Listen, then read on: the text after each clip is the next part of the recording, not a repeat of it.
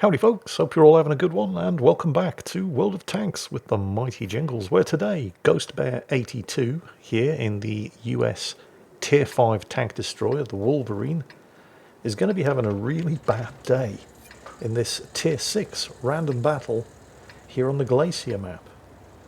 The good news is there's no submarines or aircraft carriers in play. Oh, hang on a second, wrong game. Actually, there is an aircraft carrier in play. Well, saying it's in play is stretching the truth a bit, but there is a wrecked aircraft carrier stuck in the ice here on this map.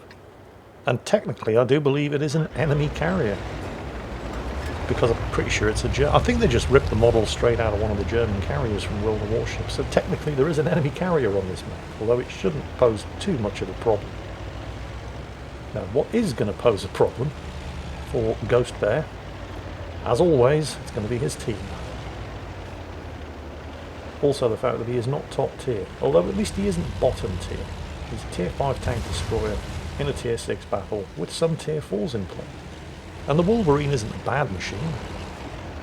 I mean, there are a lot of very good tier 5 tank destroyers in World of Tanks. You've got the Stug, you've got the Wolverine, which is, well, I wouldn't go so far as to say it's very good, but it's certainly not bad.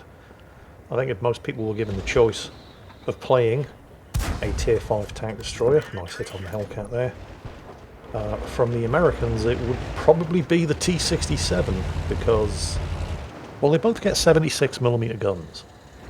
Although the M10 Wolverine does get a slightly better 76mm gun. They both have access to the M1A1 76, but only the Wolverine has access to the M1A2, which has slightly better accuracy and rate of fire. But honestly, there's not really that much of a difference between the two guns.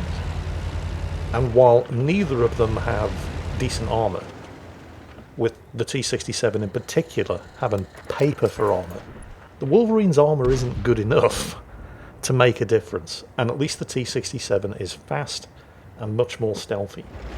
The Wolverine handles like a bit of a boat. A couple of the heavies on his team, the Tiger 131 and the KV-220, are flanking up around to the northwest. He's asked them to fall back and let the enemy come to them so he can actually give them some fire support, and as usual, nobody's paying any attention, well, except the M5 Stuart over there, who's like, yeah, sure.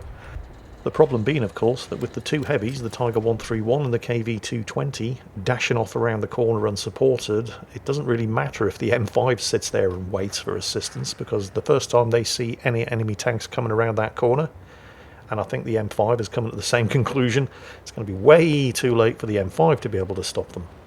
Oh look, there's a Hawker Hurricane on the glacier in the... Oh, what did the Hurricane ever do to you, Ghost Bear? Okay, it looks like the Stuart has decided, screw you guys, I'm going home, and he's been relieved by a Hellcat. Hopefully the Hellcat can provide enough fire support to the Tiger 131 and KV-220 to make a difference, because Ghost Bear cannot help them from back here. And the UK361H, that's a very, very tough Tier 6 heavy, as you can see. He cannot see Ghost Bear, he doesn't have the view range. Although he can see the Stuart and he's shooting at him, and angled like that, there is no way Ghost Bear is going to be able to do anything other than trivial damage to him. I feel like he really probably should be switching to his premium ammo here. He doesn't have a lot, he's got 10 rounds. Actually, the Wolverine does have a very generous ammunition support. I mean, that's a lot of ammo. He's burning through it at a prodigious rate. But there are other tier 5 tank destroyers that have great guns that do not have a lot of ammunition. I'm thinking of the Stug here. I've actually lost games in the Stug purely because I just didn't have enough ammunition to carry the team. You don't get that problem with the Wolverine. Then again, it does go through a lot of ammo as well. Oh, bad news, an enemy Hellcat has popped up behind the Tiger 131 and the KV-220, and he has killed the KV-220. The friendly Hellcat is also taking hits, as, yeah, he's actually getting some decent shots into the VK there. And he's managed to blow his tracks off. Unfortunately, because of the VK's tough frontal armour and the fact that he's angled back on the hill there, he now effectively has sloped armour. And so Ghost Bear was unable to do any actual damage to him. Oh, Panzer 3J, a tank that he can actually damage at this kind of range with his armour piercing. and he gets 2 decent hits in. Unfortunately, the lack of alpha damage with the M10 means that he isn't able to finish off the Panzer III-J either. The team are down 2 kills. They've lost the Tiger 131 as well, and here they come. Can he get the Hellcat, who has just taken out the friendly Hellcat? He can. There's his first actual kill. Now, the Stuart is advancing around that corner again, over to the left, as the VK continues to pop out and take hits from a tank that he cannot see, which must be intensely frustrating for him. He's blown his tracks off. There goes the repair kit. Come on. He's never going to kill him now. Nope. Oh, he might be able to get another shot in on the flank as he turns around to try to duck in behind the rock. He does. Come on, one more, one more. Nope, it was not to be. The M5 Stuart just ran straight into the KV2 with completely predictable results. Ghost Bear is now calling for help. The team are 3 kills behind, and he is about to have, I think, a KV1, a KV2, and possibly also a Panzer III-J coming around this corner. The good news here is these are both Russian tanks. They have terrible view range and they cannot see him. But, of course, the closer they get... Come on, finish off the KV2. Please. There goes his tracks. There goes the repair kit. He's... Nope. And the KV1 has made it in the cover behind the rocks. Oh, Panzer III-J is making a break for it. And these things are fast, so he's going to have limited opportunity to get some hits in on this guy before he makes it into the dead ground, and he doesn't kill the Panzer III-J either. He is now 100% completely alone against at least 3 enemy tanks on this flank, and he is begging his team for assistance. Unfortunately, his team kind of have problems of their own. The T-78 has managed to pull 1 kill back and nail an enemy Jackson, but they're still down 3 kills and all kind of spread out in positions where they can't really mutually support each other. And the T-78 has just died. They're 4 kills down again. And Ghost Bear is starting to think that maybe he needs to get the hell out of here with a KV-1 and a KV-2 approaching this position. And get into a spot where maybe... Oh, there's the KV-2. Come on. Come on. One more. Got him. And it's here where he has second thoughts. Originally he was thinking of redeploying to a position where he could at least maybe get some support from the M8, but now the M8 and the Matilda are the only 2 tanks left, and after killing the KV-2... Well, the KV-2 was the only tank over here that was capable of literally one-shotting him. The KV-1, not so much. He's managed to nail the Panzer III-J, which is great news. That just leaves the KV-1 over here, although it's been a while since we saw the VK-3618 as well. So there's only him and the M8 left, and he is very low on ammunition, with still 6 enemy tanks left to kill.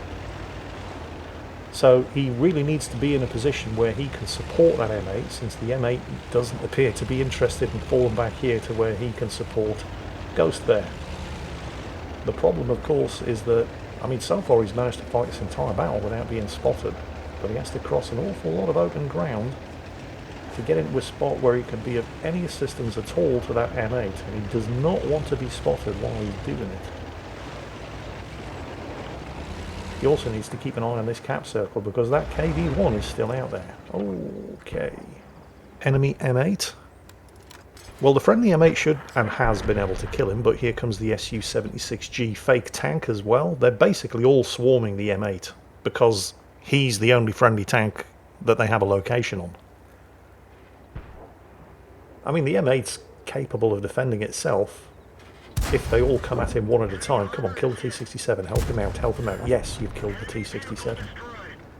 You're getting very nervous about his left flank though. Where did that KV-1 go? Friendly M8 is starting to take hits, and I'm pretty sure it's not just from the Su-76G who has killed him, which means Ghost Bear is now alone on very low ammunition against 4 enemies.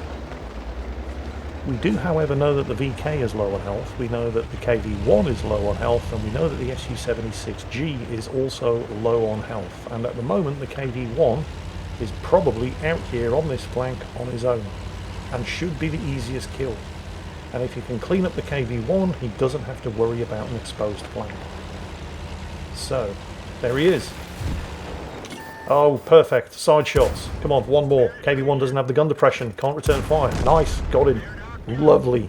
Very well done. Okay, 3 enemies remaining. The Su-76G is on low health. The VK is on low health, but he's a tough opponent. The looks may be the biggest problem here. He's on 3 kills and he's in the looks. If he gets close and starts the circle strafe, Ghost Bear will never get the gun on target. Somebody was capping, but they're not anymore. Is this a no-cap kill-all situation? Oh, there's the Su-76G. Gonna take 2 shots. Oh, actually, it only took 1. He set him on fire, and there's the looks. Who is... Really? You're trying to trade with your 50mm gun? That looks... should easily be capable of winning this fight on his own. He just closes to short range and circle strafes, and the Wolverine is so cumbersome that he will never be able to get the gun pointed at the target. But what I think he's trying to do is sucker him into coming out so maybe the VK can shoot at him. That's the only thing that would make sense of what the looks is doing here, and yet no supporting fire from a concealed VK-3601H. So basically the looks have 3 options there: close in, circle strafe and win the fight, or use your speed, manoeuvrability and stealth to run away, disengage and re-engage in a moment of your choosing and win the fight, or that. And he chose violence, which was remarkably stupid. And there's the VK, and he's never going to see Ghost Bear shooting through this multiple layers of concealment. So the VK is about to have the same experience that he suffered at the hands of Ghost Bear this entire battle, only this time it is fatal. And Ghost Bear claims the Radley Walters medal there with his 8th kill, with exactly 3 rounds of ammunition remaining. Big shout out there, of course, to the enemy looks, who appeared to look as if he knew what he was actually doing with his 3 kills until he ran face first into Ghost Bear 82 and suffered a sudden and fatal rush of shit to the brain. Although when we examine the post-battle results screening, we see that that poor VK-3601H, who was the last tank left alive on his team and only managed to do 223 damage to anything during the course of this entire battle, it's probably not surprising that he was not able to clutch it for his team against Ghost Bear 82, who managed more than 3,000. Either way, that was a remarkable performance from Ghost Bear 82, dragging his team kicking and screaming to the finish post in the M10 Wolverine Tier 5 US tank destroyer. Very well done, congratulations on the win, and I hope everybody enjoyed it, because that's it for today. As always, take care, stay safe, and I'll catch you next time.